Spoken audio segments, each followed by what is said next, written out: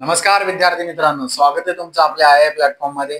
जसं की आपली आरंभ संस्कृतची जी सिरीज आहे त्यामध्ये आपले 3 चॅप्टर्स कंप्लीट झालेले आहेत. संज्ञा प्रकरण, उपसर्ग आणि संस्कृत वर्णनाम परिचय हे संस्कृत पार्ट 1 चे 3 चॅप्टर कंप्लीट झालेले आहेत. जवळजवळ 15 मार्कचं वेटेज आपलं कंप्लीट झालेलं आहे.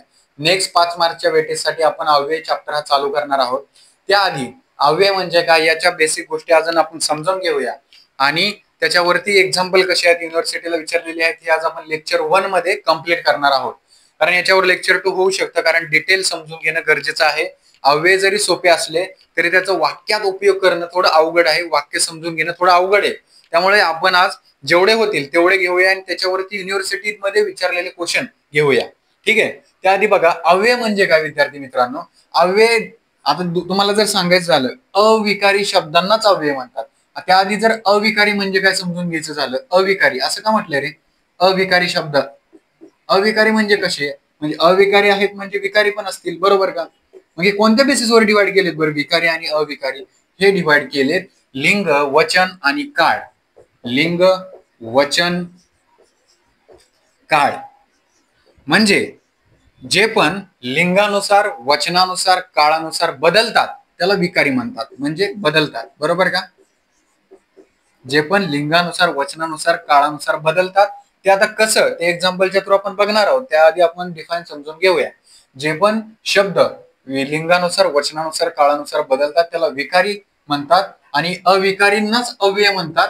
कारण ते वाक्यामध्ये कर्त्याचं लिंग, काळ किंवा वचन चेंज केलं तरी त्याचा अर्थ बदलत नाही, त्यांना अव्यय असं म्हणतात. अविकारी म्हणजे बदलत नाहीत. काय बदलत नाहीत? तर कर्त्यामध्ये जेव्हा आपण लिंग, वचन आणि काळ यांचा चेंज करतो तरी वाक्यामध्ये जे अव्यय म्हणजे अविकारी शब्द आहेत त्यांचा अर्थ चेंज होत नाही, बदलत नाही. आता मी जर हे एक एक्झाम्पल घेतलं, उदाहरणार्थ राम आणि श्याम, मराठीत घेतोय, राम आणि श्याम शाळेत गेले. या ठिकाणी बघा, आता मी जर विकारी कशाला म्हटलंय? लिंग, वचन, काळानुसार जे बदलतात.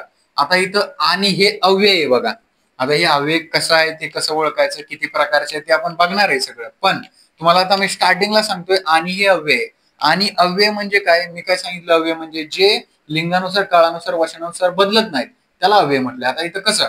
आता इथं मी बदललं, लिंग बदललं. इथं राम आणि श्यामच्या ठिकाणी मी सीता आणि गीता केलं. सीता आणि गीता शाळेत गेली. गेली, गेली आलं बघा इथं, बरोबर का? पण इथं आणि चेंज झालं का रे? सीता आणि गीता दोन्ही पण नाव लिंग चेंज झाले पण इथं आणि तसंच राहिलं. ठीक आहे, लिंग बदललं. त्यानंतर वचन, वचन बघायचं. आता इथं जर राम आहे, मी अनेक म्हटलं, खूप राम आणि खूप श्याम शाळेत गेले आणि तसंच राहिलं, म्हणजे वचन बदललं. एक वचन होतं ते अनेक वचन केलं मी. त्यानंतर काळ, आता राम आणि श्याम शाळेत जाणार होते. होते म्हणजे ते अजून घडणार आहे, काळ चेंज केला. पण इथं आणि चेंज झालं का रे? नाही. ज्या वेळेस लिंग, काळ आणि वचन यांचा बदल करून ही कर्त्यामध्ये जर त्या अव्ययामध्ये बदल होत नसेल म्हणजे ते कसं आहे? अविकारी. म्हणजे त्याच्यामध्ये काय होत नाही? बदल होत नाही. ठीक आहे. त्यानंतर बघा अव्यय जो आहे ना त्याचे 2 प्रकार दिलेत. अव्यय, अव्ययाचे प्रामुख्याने किती प्रकार दिलेत? 2. एक दिलाय व्युत्पन्न, त्यालाच म्हटलंय रूढ अव्यय. आणि दुसरा दिलाय अव्युत्पन्न, त्याला म्हटलंय यौगिक अव्यय. तुम्ही फक्त एवढं ध्यानात ठेवा, व्युत्पन्न आणि अव्युत्पन्न.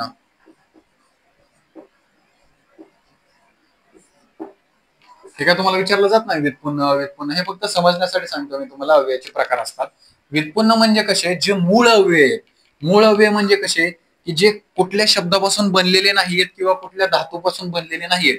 की अव्युत्पन्न मध्ये ते धातूपासून बनलेले असतात, ते धातूला प्रत्यय लागून तयार झालेले असतात. व्युत्पन्न जसं च, सायन, प्रात, हे जे अव्यय आहेत ना हे मूळ अव्यय. म्हणजे सायं, पहाटे, हे चेंज होऊ शकत नाही. च म्हणजेच आणि जे मूळ शब्द आहेत किंवा मूळ अव्यय आहेत त्यांना व्युत्पन्न अव्यय म्हटलंय. आणि जे अव्युत्पन्न म्हणजे काय?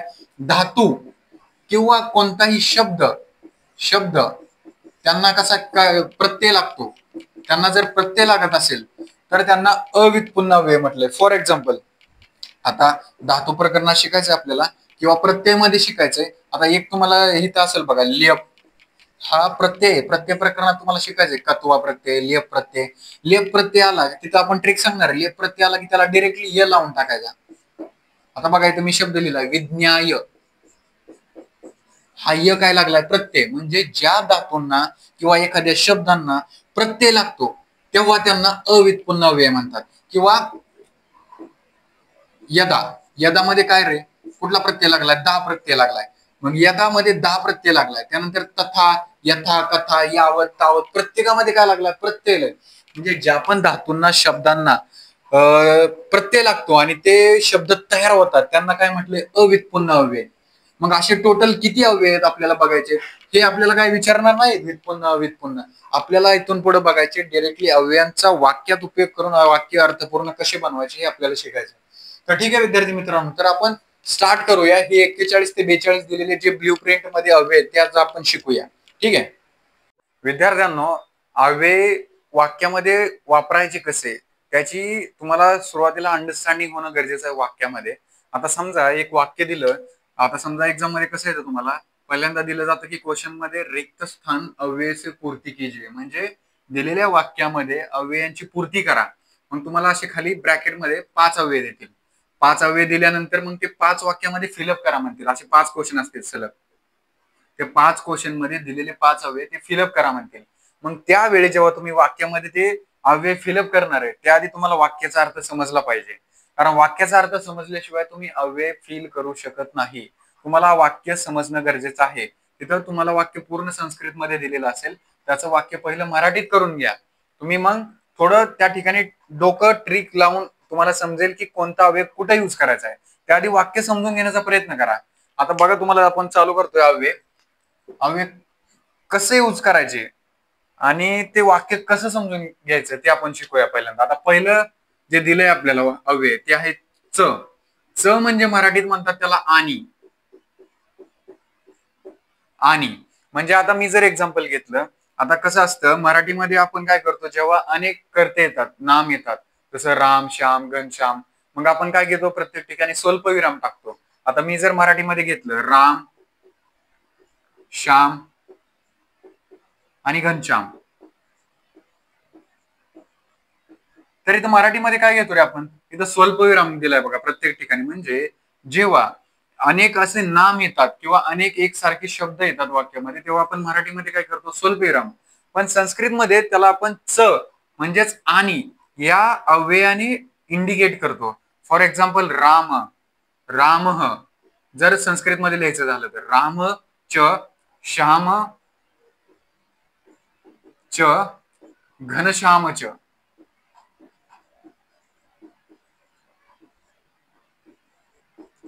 हे संस्कृतमध्ये जेव्हा एकसारखे शब्द येतात किंवा नाम येतात तेव्हा असं च ने त्याला च चा वापर या ठिकाणी केला जातो.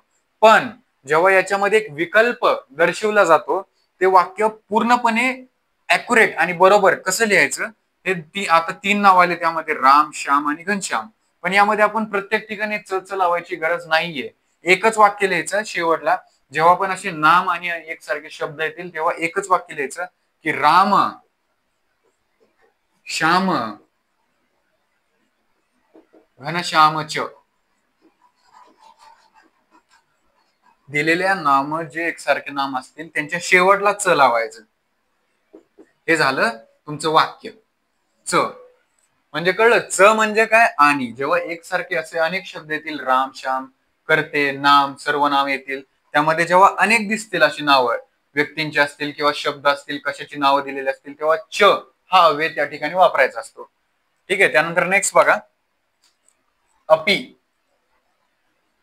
अपि म्हणजे काय रे विद्यार्थ्यांनो, अपि म्हणजे सुद्धा. आधी तुम्ही ना अव्यय जे आहेत ना त्या अव्यय जे दिलेले आहेत आपल्याला 41 ते 42 अव्यय टोटल, त्यांचे आधी मराठीत अर्थ समजून घ्या तुम्ही. आता च तुम्हाला माहिती आहे च हा अव्यय, पण त्याचा अर्थच तुम्हाला मराठीत माहित नाही म्हटल्यावर तुम्ही ते वाक्यामध्ये यूज कसं करणार आहे. त्याच्या आधी जे पण अव्यय आहे ते मराठीमध्ये ते समजून घ्या, ते पाठ करून टाका सरळ, की जे अव्यय त्याचा मराठीत अर्थ काय होतो. च म्हणजे काय बघितलं आपण आणि, तसं दुसरं आहे अपि. अपि म्हणजे काय, सुद्धा. सुद्धा.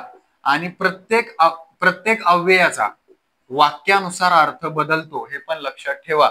प्रत्येक अव्ययाचा वाक्यानुसार अर्थ बदलतो. वाक्यात आता सुद्धा, सुद्धामध्ये बघा आता कसं, एखादं वाक्य जर घेतलं मी, कर्ण डॅश डॅश पांडव अस्ति. आता कर्ण जो होता तो तो पण पांडव होता. मग इथं वाक्यात तुम्हाला अर्थ आधी समजून घेणं गरजेचं आहे की कर्ण डॅश डॅश पांडव असती. मग या ठिकाणी तुम्हाला असे 5 उपसर्ग असतील, सॉरी 5 अव्यय असतील. मग त्यातला एक अव्यय तुम्हाला सिलेक्ट करायचा आहे. मग इथं काय दिलंय, सुद्धा, आपी. आपी फील कसा होतं या ठिकाणी, आता कर्ण सुद्धा पांडव होता, बरोबर का. 5 पांडव तर होते, पण कर्ण सुद्धा एक कुंती पुत्र होता. मग सुद्धा बरोबर बसते का रे या ठिकाणी, सुद्धा म्हणजे कर्ण अपी. बघा, कर्ण अपी पांडव असती म्हणजे कर्ण सुद्धा एक पांडव होता. म्हणजे तुम्हाला आधी समजून काय घ्यायचंय, वाक्य कर्ण पांडव असती. मग इथं कर्ण च लागतंय का, नाही लागू शकत, कारण त्याला एकसारखी अनेक नावं पाहिजेत, नाम पाहिजेत. इथं अपी, अपी का लागलं, कारण वाक्य आधी तुम्ही समजून घेतलं काय लागू शकते. कसं बघायचं विद्यार्थ्यांनो, जे 5 वाक्य दिलेले असतात ना, आणि जे 5 अव्यय तुम्हाला ब्रॅकेटमध्ये दिलेले असतात ना, ते आधी बघायचं वाक्यात काय फिलअप होऊ शकतं. आता कर्ण डॅश डॅश पांडव असती, आता कर्ण डॅश डॅश पांडव असते, मग बघायचं 5 अव्यय कुठला लागू शकतो. हा लागला तर वाक्याचा अर्थ कसा होतो, हा लागला तर वाक्याचा अर्थ कसा होतो. त्यामुळे तुम्ही हे अव्यय फिलअप करण्याच्या अगोदर दिलेलं वाक्य अर्थपूर्ण कसं होईल त्या घेतलेल्या अव्ययानुसार, ते तुम्ही आधी पाहायचंय. त्यानंतर नेक्स्ट बघूया विद्यार्थ्यांनो. विद्यार्थ्यांनो, मी तुम्हाला काय सांगितलं, दिलेले अव्यय जे आहे ना, ते प्रत्येक ठिकाणी वाक्याचा अर्थ बघून ते फिलअप केले जातात.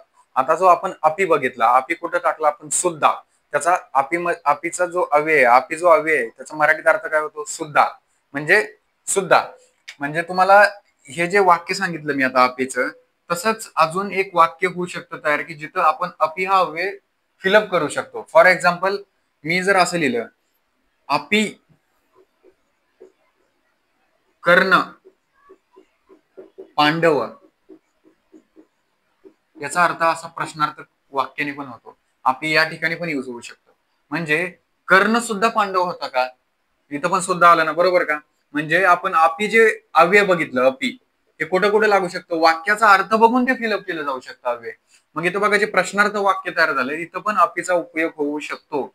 मग तुम्हाला आधी प्रश्न समजून घ्यायचा आहे. दिलेल्या क्वेश्चन मध्ये जो पण प्रश्न असेल रिक्त स्थानवाला, तो समजून घ्यायचा आहे, त्याचा मराठीत अर्थ समजून घ्यायचा आहे, आणि त्यामध्ये कोणता अव्यय फिलअप होऊ शकेल त्यानुसार तुम्हाला ते फिल करायचं. अपी कर्ण पांडव म्हणजे कर्ण सुद्धा पांडव होता का, कर्ण सुद्धा आलं का अपी, हे अशा प्रकारे आहे. त्यामुळं वाक्याचा अर्थ बघून अव्ययांची पूर्ती केली जाते. त्यानंतर बघा, इति. इति तिसरा, इति म्हणजे तुम्ही बघितलं असेल, बऱ्याच लोकांमध्ये शेवटला इति लागतं. इति प्रथमोध्याय, इति द्वितीयोध्याय, म्हणजे अध्यायांच्या शेवटी पण सुरुवातीला लागतं इति. इति विद्यार्थी मित्रांनो लक्षात ठेवायचं, कधी पण ना, विधान, स्थळ, संदेश, जेव्हा वाक्यामध्ये तुम्हाला एखादं विधान दिलेलं असेल, किंवा एखादं स्थळ दिलेलं असेल, किंवा एखादा संदेश दिलेला असेल, त्या तिन्हींच्या शेवटी लागतं वाक्याच्या. तुम्हाला जर एखादं वाक्य दिलंय, वाक्यामध्ये स्थळ आहे आणि शेवटला रिक्त स्थानची पूर्ती कीजिए म्हणून दिले, तर ते कसं फिलअप करायचंय ते बघा. ते फिलअप करायचंय तुम्हाला, शेवट जे फिलअप करायचंय तिथे इतिच येतं कधी पण. जर वाक्यामध्ये स्टार्टिंगला तुम्हाला विधान दिलेलं असेल कोणतं, किंवा स्थळ दिलं असेल, किंवा संदेश दिला असेल वाक्याच्या सुरुवातीला, तर शेवट त्याचा इतिनेच होतो, हे लक्षात ठेवायचंय. किंवा दुसरं एक पॉइंट सांगायचं झालं, जेव्हा एखादं वाक्य कंप्लीट होतं आणि दुसरं वाक्य सांगायचं असतं, त्या दुसऱ्या वाक्याला पहिल्या वाक्याशी कनेक्ट करण्यासाठी इति हा शब्द वापरला जातो. फॉर एक्झाम्पल, एक आता विधान आहे, समजा एक विधान आहे जे डॉक्टर बाबासाहेब आंबेडकरांनी सांगितलं होतं, की संस्कृतम संस्कृतम एव राजभाषा एवं राजभाषा भवेत. आता हे फिक्स विधान आहे. संस्कृत ही कशी आहे, आपली राज्यभाषा आहे. ते कोणी सांगितलं, डॉक्टर बाबासाहेब आंबेडकर.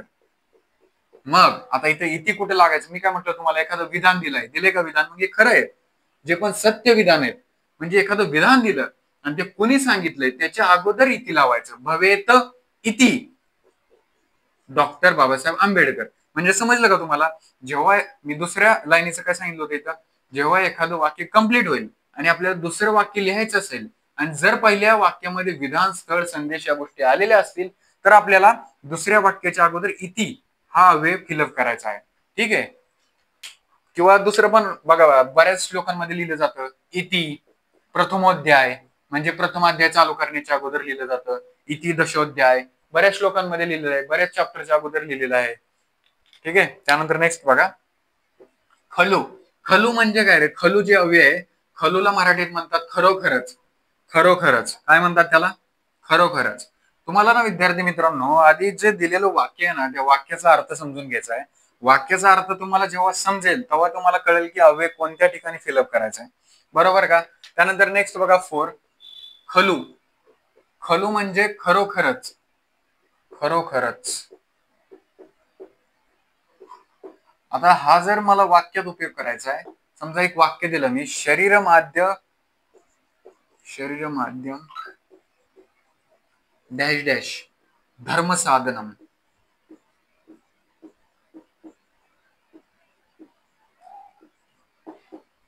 या ठिकाणी तुम्हाला रिक्त स्थानकी पूर्ती. आता शरीर माध्य डॅश डॅश धर्म साधनम या ठिकाणी कोणता अव्यय लागू शकतो हे तुम्ही जर विचार केला तर तुम्हाला आन्सर खलूच भेटणार कधी पण. कारण शरीर हा श्लोक आहे, एक श्लोक आहे. शरीर माध्यम खलू धर्म साधनम म्हणजे शरीर हे काय आपलं धर्म आणि याचं साधन आहे, यांचं धर्म आणि प्रयत्नांचं. त्याला म्हटलंय शरीर माध्य खलू धर्म साधनम. धर्माचं आपले साधन आहे काय? खलू म्हणजे खरोखरच. शरीर हे खरोखरच आपल्या धर्म साधन करण्याचं साधण्याचं एक साधन आहे. तिथं खलू हा अव्यय लागतो आपल्याला. ठीक आहे. म्हणजे तुम्हाला आधी वाक्याचा अर्थ समजून घेणं गरजेचं आहे. बऱ्याच वेळा काय काय होतं, एखादा श्लोक डिरेक्टली टाकला जातो की ज्याच्यामध्ये अव्यय आहे आणि तो अव्यय स्किप केला जातो, मग तो अव्यय दिसतो आपल्याला, लगेच मग फिलअप करून द्यायचा आपण. ठीक आहे. त्यानंतर नेक्स्ट बघू. बऱ्याचदा ना विद्यार्थ्यांनो, तुम्हाला ना हे 3 जर अव्यय आलेले असतील, या 3 मधला कोणताही एखादा अव्यय जर तुम्हाला त्या ब्रॅकेटमध्ये दिलेला असेल क्वेश्चन मध्ये युनिव्हर्सिटीच्या, तेव्हा नॉर्मली जे हे 3 जे अव्यय आहेत ना, त्यांचा अर्थ एकच घेऊ शकता तुम्ही, निश्चय. निश्चय या हेतूकडे, निश्चय या अर्थाकडे तुम्ही या तिन्ही अव्ययांचा अर्थ घेऊ शकता. इथं मी तुम्हाला सांगितलं खलू म्हणजे खरोखरच. जर खलू हा खरोखरच अव्यय जर 5ही वाक्यांमध्ये कोणत्या फिट होत नसेल किंवा सूट होत नसेल 5 वाक्यांना, तर तुम्ही ह्या तिन्ही अव्ययांचा, हे तिन्ही पण अव्यय दिलेले आहेत तुम्हाला ब्ल्यू प्रिंट मध्ये, तर ननु, नुनम आणि खलू यांचा एक नॉर्मली अर्थ घ्यायचा झाला तर निश्चय. ज्या ठिकाणी पण वाक्यामध्ये कुठेतरी निश्चयात्मक वाक्य दिसत आहे त्या ठिकाणी तुम्ही हे अव्यय फिलअप करू शकता. त्यानंतर बघा, मी आता नंबर जे देतोय, आपल्याला 41 42 अव्यय शिकायचे आहेत. काय काय ठिकाणी मी तुम्हाला असे कॉमनली देतोय, म्हणजे या ठिकाणी डिरेक्टली 3 अव्यय कंप्लीट झाले आपले. त्यानंतर बघा 6वा आहे एवम. एवम म्हणजेच काय? ही म्हणजेच काय? एक विशेष लक्षण की ज्याच्याकडे आपण जेव्हा एखाद्या वाक्यामध्ये विशेष लक्षण किंवा विशेष गोष्ट सांगितलेली असते तेव्हा एवम ही हे अव्यय यूज करायचं असतं. विशेष गोष्ट किंवा लक्षण जेव्हा वाक्यामध्ये सांगितलेलं असतं तेव्हा आपल्याला एवम ही हे अव्यय यूज करायचं असतं. जर एक्झाम्पल घ्यायचं झालं याचं, तर दोष वैषम्यम, दोष वैषम्यम एवं रोग कारणम. आता इथे वाक्याचा अर्थ काय होतो? इथे एवं हा वेळ आपण फील केलेला आहे, हा त्याचं एक्झाम्पल आहे. पण हे जर दिलं नसतं तर एवं, मग तुम्ही अर्थ बघा. आता वाक्याचा अर्थ काय तयार होतो? दोष वैषम्यम डॅश डॅश रोग कारणम. आता मग म्हणू शकता ना, दोषांचं वैषम्य म्हणजे दोषांमध्ये जेव्हा विषमता येते तेव्हा रोग हे उत्पन्न होतात. हे काय झालं मग? दोष वैषम्यम एवम. एवम बरोबर का? एवम म्हणजे काय? हेच किंवा हीच. दोष वैषम्य, दोषांमध्ये विषमता येणे हेच रोगाचे एक कारण आहे. बरोबर का? आधी मराठीत समजून घ्या, मराठीत अव्यय टाका. मराठीत कुठला अव्यय लागलाय? तर दोष वैषम्य म्हणजे दोषांमध्ये विषमता येणे हेच हेच बरोबर काय? रोगाचे कारण आहे. आपण काय म्हटलं? विशेष गोष्ट किंवा लक्षण. आली का विशेष गोष्ट? रोगांचं कारण. बरोबर का? म्हणजे तुम्हाला आधी वाक्याचा अर्थ मराठीत समजून घेणं गरजेचं आहे. जेव्हा वाक्याचा अर्थ तुम्ही मराठीत समजून घ्याल तेव्हा अव्यय पण मराठीमध्ये त्यामध्ये पुट करा. मग तुम्हाला मराठी अव्ययातून कळेल की हे वाक्य हे अव्यय मराठीसाठी कोणतं लागू होते. आता इथं काय, दोषांमध्ये विषमता येणे हेच हेच आलं काय ते या ठिकाणी मराठीत, हेच रोगांचे कारण आहे. हेच म्हटलं की ही म्हटलं की मग त्याला संस्कृतमध्ये कुठला अव्यय म्हणायचं, एवम. हे झालं एवम. ठीक आहे. त्यानंतर नेक्स्ट बघा, उच्चे. उच्चे आणि निच्चे आपण कुठे शिकलो रे अव्यय, उच्चे ह निच्चे ह हे अव्यय कुठे शिकलोय आपण, किंवा याच्या आधी चॅप्टर मध्ये शिकलोय बघा, उच्चे उदात्त निश्चय अनुदात्त या गोष्टी शिकलोय आपण. आता मला सांगा कितवा नंबर होता, सप्लस 7वा. उच्चे. उच्चे म्हणजे काय, वरच्या आवाजात बोलणे. उच्चे म्हणजे काय, वरच्या आवाजात बोलणे. वरच्या आवाजात मी सांगितलं होतं ना, उच्च म्हणजे काय, जे वर्ण आपल्या टाळू मुर्दा याच्या ऊर्ध्व भागातून बाहेर पडतात त्याला काय म्हणतात, उच्चे. आणि निच्चे म्हणजे काय, टाळू मुर्दा यांच्या आपल्या अधोभागातून ते वर्ण बाहेर पडतात त्यांना म्हटलं निच्चे. म्हणजे उच्च अनुदात्त, उच्च उदात्त निचे अनुदात्त, बरोबर. आणि स्वरित त्यांच्यामधलं, स्वरित म्हणजे काय, समाहार स्वरित. म्हणजे जे आपण आपलं उच्च आणि निच्चे यांच्यातून बाहेर पडणारे वर्ण आहेत यांच्या मधले म्हणजे त्याला समाहार स्वरित म्हटले. त्याचे काय आपल्याला शिकायचं नाही या चॅप्टर मध्ये, आपल्याला फक्त अव्यय कशी यूज करायचे. आता उच्चे, मी जर म्हटलं गीता गृहम डॅश डॅश हसती. बघा आता इथं तुम्हाला वाक्यामध्ये दिलं असेल उच्चे, गीता गृहम डॅश डॅश हसती, इथं उच्च पण लागू शकतं, निच्च पण लागू शकतं. कसं, गीता गृहम उच्च हसती. उच्च म्हणजे काय, गीता घरामध्ये मोठ्या आवाजात हसते. किंवा असं पण म्हणू शकतो, गीता घरामध्ये खालच्या आवाजात हसते. असं पण चालतंय, निचे पण चालतंय. पण तुम्हाला असं कोणताच क्वेश्चन मध्ये येणार नाही की उच्च आणि निच्चे एकाच ऑप्शन मध्ये दिलेले असतील. एक तर उच्च येईल किंवा निच्चे येईल, त्या दोन्हीतलं एक अव्यय तुम्हाला यूज करायचा आहे. आता गीता गृहम हसती म्हणजे या ठिकाणी तुम्हाला सरळ सरळ कळते की तिथं आपल्याला काय सांगायची, एक क्वांटिटी सांगायची या की ती कशी हसते, वरच्या आवाजात हसते का खालच्या आवाजात. मग गीता गृहम हसती म्हणजे उच्च हसती का निच्च हसती. डिरेक्टली तुम्हाला अव्ययामध्ये दिसलं की आपल्याला एखाद्या गोष्टीची क्वांटिटी विचारली, किती प्रमाणात हसते, ते कोणत्या लेवलने हसते, तर आपल्याला उच्च आणि निच्चे हे अव्यय फिलअप करता येतील. ठीक आहे. किंवा उच्चे उदात्त, हे तुम्ही फक्त हे लक्षात ठेवा, उच्चे हे उदात्त आणि निचे अनुदात्त.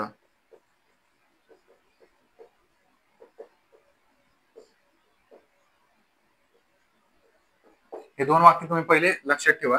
म्हणजे जे वरच्या आवाजात बोललं जातं त्याला उच्च म्हणायचं आणि जे खालच्या आवाजात बोललं जातं त्याला निच्च म्हणायचं. ठीक आहे. नेक्स्ट बघा विद्यार्थ्यांनो, विना.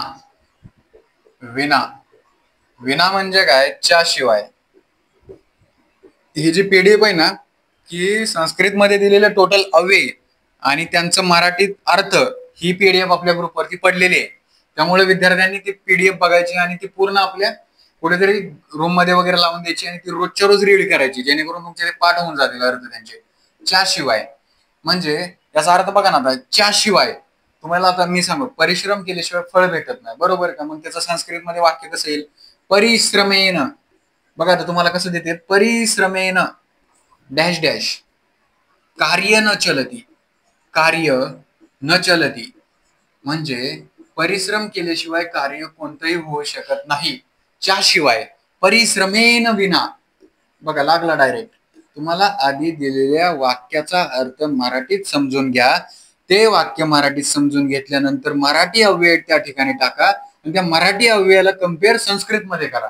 हे झालं तुमचं कसं लक्षात ठेवायचं हे अव्यय त्या प्रकारे. त्यानंतर नेक्स्ट बघा, विना झालं. विना म्हणजे काय, च्या शिवाय. त्यानंतर आहे सह अव्यय, किंवा त्याला साधर्म म्हटलंय. बघा मी तुम्हाला असे 41 जे आपल्याला अव्यय दिले त्याच्यामधले असे काय काय अव्यय की दोन्ही तिन्हीचा अर्थ सेम होतोय. मग ते एकदम मी तुम्हाला असे एकाच वाक्यात त्याचा अर्थ यूज कसा करायचा, वापर कसा करायचा ते सांगतो मी तुम्हाला. आता सह साधर्म, त्यालाच मराठी त्याचा अर्थ सांगितलाय सोबत. अर्थ काय सांगितलाय, सोबत. बघा मग मी जर असं वाक्य लिहिलं की पुत्रेन सह पिता आगत. पुत्रेन डॅश डॅश पिता आगत म्हणजे इथं काय सांगितलंय विद्यार्थी मित्रांनो, की आता बघा, पुत्रेनं डॅश डॅश पिता आगतम, म्हणजे पुत्र आपल्या वडिलांबरोबर येत आहे. पुत्र आपल्या वडिलांबरोबर, बरोबर म्हणजे कसं, सोबत, डिरेक्टली लिहू शकता तुम्ही. पुत्रेन सह, किंवा या ठिकाणी साधर्म पण टाकू शकता तुम्ही. त्यामुळे पुत्रेन सह पिता आगत, म्हणजे पुत्र हा आपल्या वडिलांबरोबर येत आहे. वडिलांबरोबर. मग बघा आता कसं करायचं, वाक्य दिसलं. आता हे समजा तुम्हाला एक्झामला क्वेश्चन आलाय, कसं बघा, हा क्वेश्चन तुम्हाला एक्झामला आलाय, आधी समजून घ्यायचा.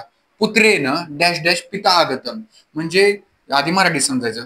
पुत्र आपल्या वडिलांबरोबर येत आहे. वडिलांबरोबर, बरोबर लावलं मी त्याला प्रत्यय, वडिलांना प्रत्यय लावलं बरोबर. मग बरोबरलाच काय म्हणतो आपण, सोबत. मग सोबतला संस्कृत मध्ये काय दिलंय, सह किंवा साधर्म. क्वेश्चन मध्ये, ऑप्शन मध्ये दिसले सह किंवा साधर्म, डिरेक्टली फील करायचं, सह किंवा साधर्म. हे झालं आपलं सह, त्यालाच किंवा साधर्म असं म्हटलंय, अव्यय. ठीक आहे. त्यानंतर बघा,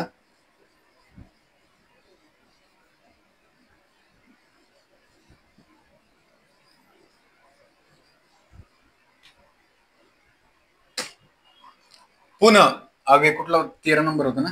पुन्हा, पुन्हा म्हणजे काय मराठीत काय म्हणायचं त्याला, पुन्हा. बरोबर. पुन्हा म्हणजे काय, त्याला मराठीत काय म्हटलंय, पुन्हा. पुन्हा मग काय म्हणू शकता, राम पुन्हा पठती. राम डॅश डॅश पाठ पठती. पाठ पठती म्हणजे राम काय करतोय, पाठ पुन्हा पठन करतोय पाठाचं, म्हणजे पुन्हा हे डिरेक्टली अवे फील होईल. बघा, राम पुन्हा पाठ पठती, म्हणजे राम काय करतोय, परत एकदा पाठाचं पठन करतोय, जे पण त्याचा कुठला एखादा अध्ययन करणारा टॉपिक असेल तो. त्यानंतर नेक्स्ट बघा, पुन्हा झालं.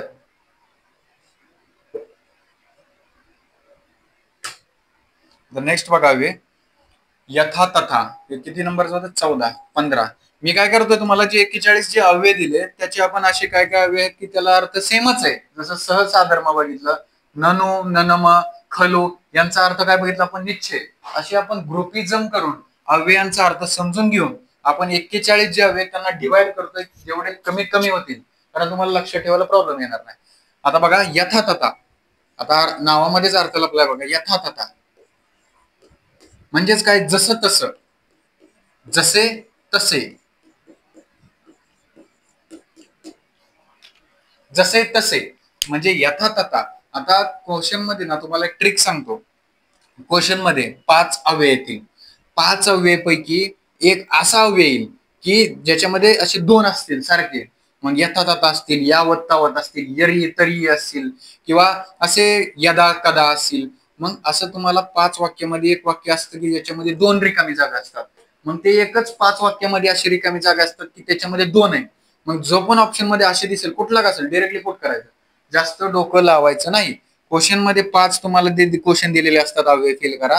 त्यामधलं एखादा क्वेश्चन असा असतो की ज्या ठिकाणी 2 रिक्त स्थान दिलेले असते, आणि क्वेश्चन जे ऑप्शन आहेत मग त्यामध्ये जर अव्यय असा दिसला एखादा, यथा तथा, यदा तदा, यावत तावत, यरी तरी, त्यामधला डिरेक्टली पुट करायचा, जेणेकरून तुम्हाला बाकीच्या 4 वर विचार करता येईल. मग एक एक्सक्लूड करायचं.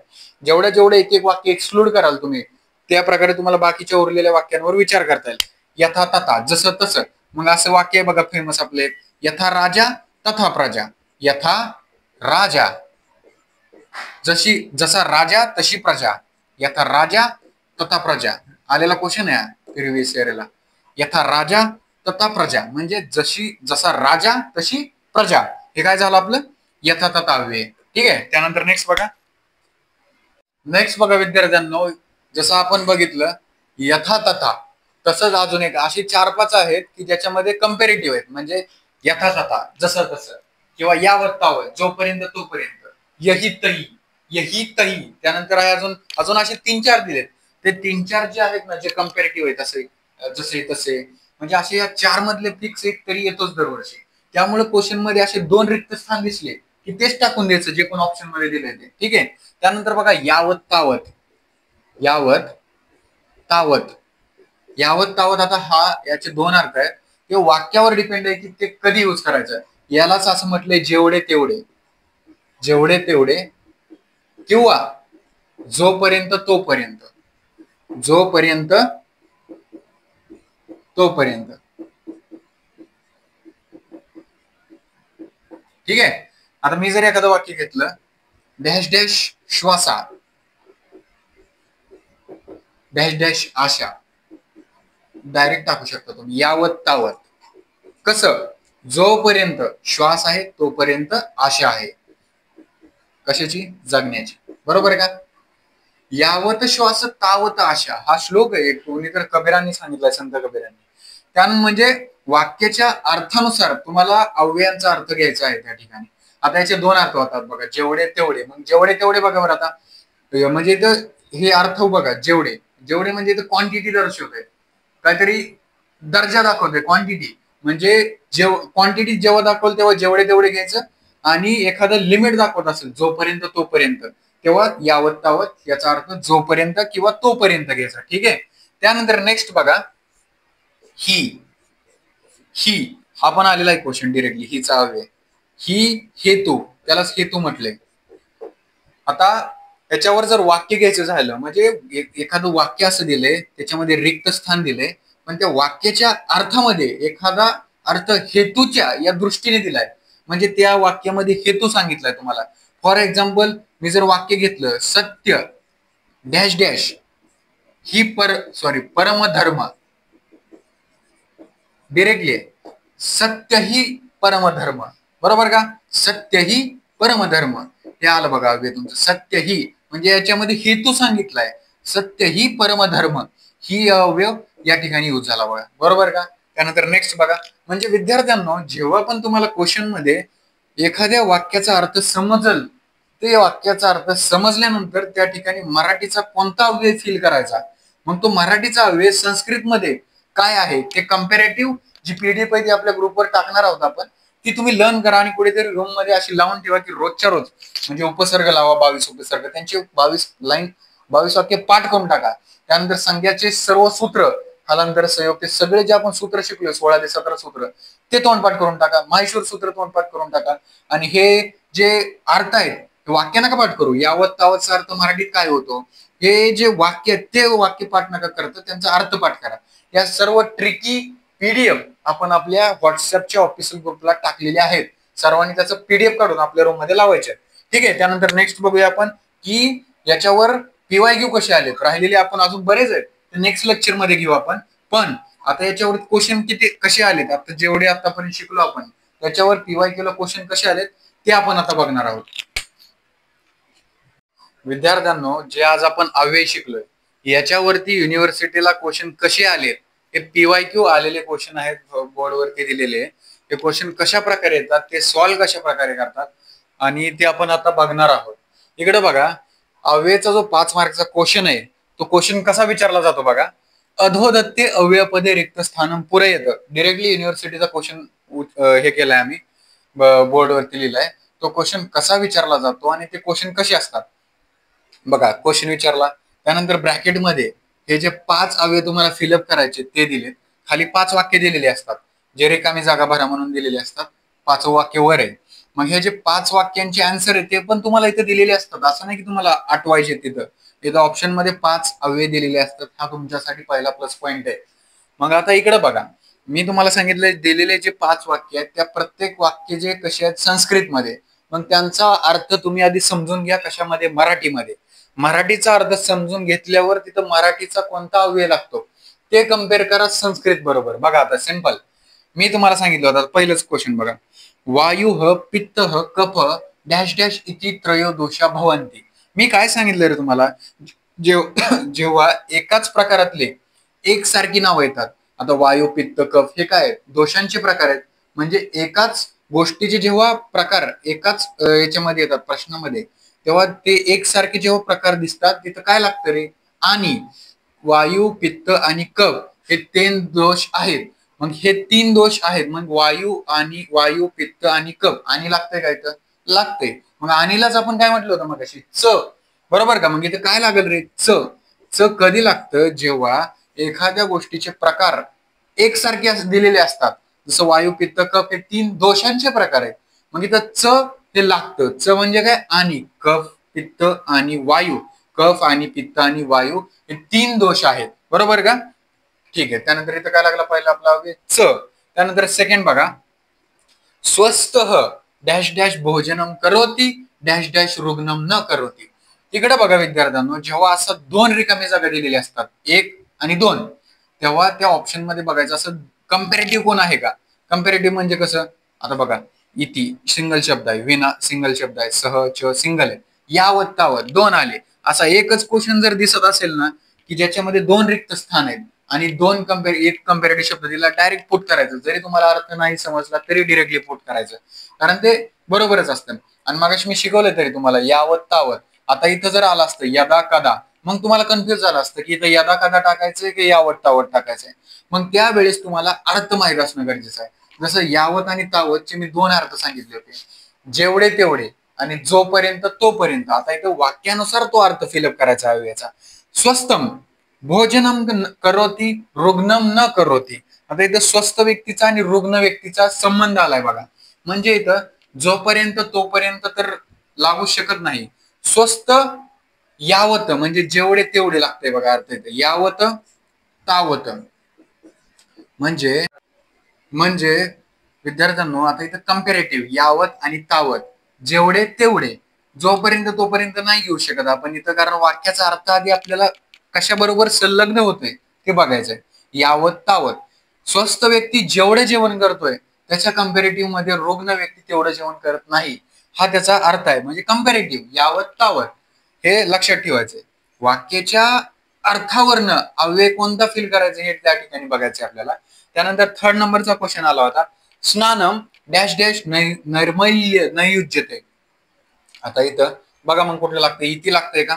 इति तर लागू शकत नाही. का लागू शकत नाही, इति मी काय सांगितलं होतं, संदेश विधान अशा गोष्टी आल्यानंतर इति लागतं. किंवा एखादं वाक्य दिलंय आणि दुसऱ्या वाक्याला कनेक्ट करायचंय, ते म्हणजे त्यामध्ये विधान दिलंय, ते कनेक्ट करण्यासाठी इति वापरलं जातं. विना विना बसू शकतं का रे. स्नानम विना नैर्मल्य डायरेक्टली बसतंय ना रे.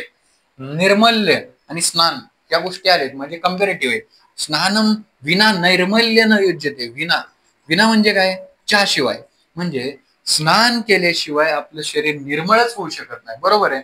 स्नानाशिवाय कसं आहे, निर्मळ शक्य नाही शरीर होणं आपलं, बरोबर का. स्नान विना नैर्मल्य न युज्यते. वाक्याचा अर्थपूर्ण अर्थ तयार झाला का, मग बरं ठीक आहे.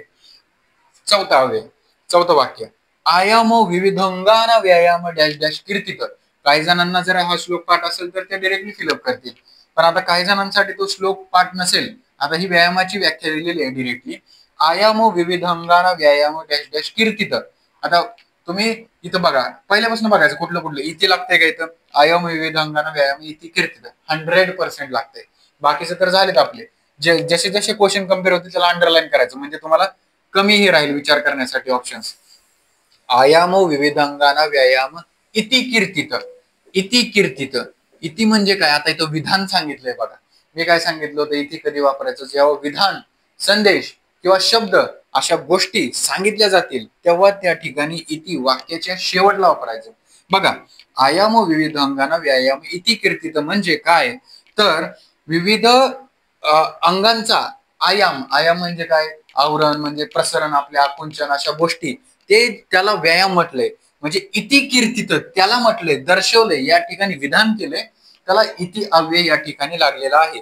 म्हणजे विधान संदेश अशा गोष्टी जेव्हा वाक्यामध्ये सांगितल्या जातील तेव्हा इति हा अव्यय त्या ठिकाणी लागतो. त्यानंतर पाचवा क्वेश्चन आला होता, दोषेह डॅश डॅश धातव शरीर धारयंती.